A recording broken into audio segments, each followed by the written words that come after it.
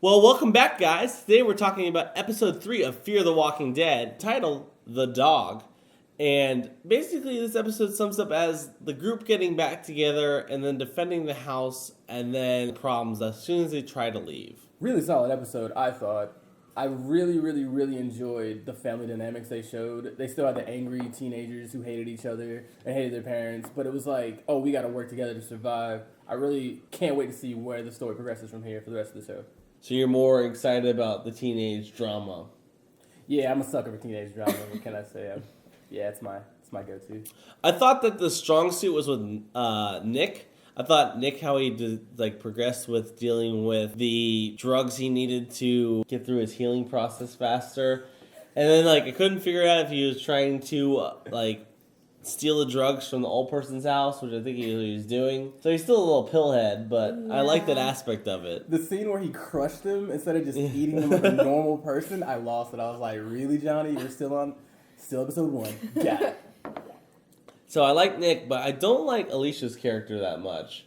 I kind of find her a little bit annoying. She was kicking Chris in the, face for no reason when he's climbing the fence. I don't know what was that. Get off me. And he's like, I'm trying to I'm trying to save you. Chris was clearly copping a feel. You guys should rewatch it. He had his arms all around her top side. Trust me. Self-defense. Young ladies, take notes. I think any young lady would like to have that happen instead of getting bit by a zombie. You got me. But I don't know. But my point is the logical decision of how she handled going back in the house and getting the shotgun shells and then escaping. I mean, not only was it poor writing where they oh man, we have this cool plant garden area that we got to utilize. So let's not only have our main characters go through it twice, but then let's have a zombie attack happen between it. Cool.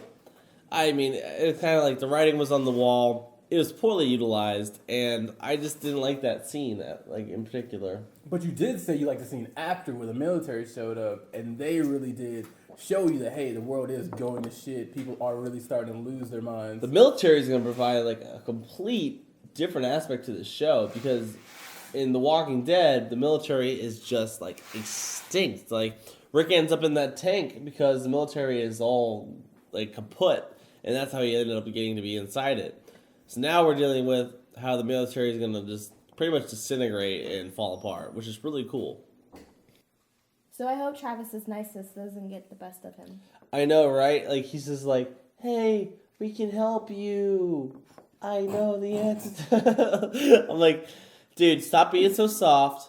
Be like your new wife and be kind of cold-blooded. Because he's even stopping her from being the terrorizing one, because she was like, I'm gonna kill you, Susan, even though I've known you babysit my kids, you're not the Susan I know. And then he's like, no. And then that leads to the freaking whole plot with the military, because they would have been gone like the wind if they would have not stopped for saving Susan and her husband. Yeah, you were going to talk about the whole car ride there or whatever, and how everything was just going to shit, and the military showing up, gunning down people, saying freeze, and then unloading on some poor old lady who was just lost, coming out of a clinic. Oh no, you're talking about the scene with them escaping the barber shop with the Salazars, and the Salazars are in the truck with Liza, and then Travis and Chris are riding, and they pass that hospital. And all the chaos, it was very well directed and looked great on camera. I thought that I really got the sense of, I don't know, horror and the terror that was going on in the environment. So that was another highlight of this episode, along with the gore. I mean, when they blew up Peter for when he was eating the dog and then took off his head, I thought that was really well done. A great point is, why do they never close their doors? Why did the dog have to die at all? They could have just closed the door, and Zombie Peter would have been out of luck. And why did they just let the dog die first? I mean, as an animal lover, seriously, that broke my heart. I hated that part. But anyways, like you said before, I hated the fact that they never closed your damn doors. I know. Could close the doors when they were getting the shotgun shells. Think smart, Alicia. Or just when they let the dog in. Way to go, Nick.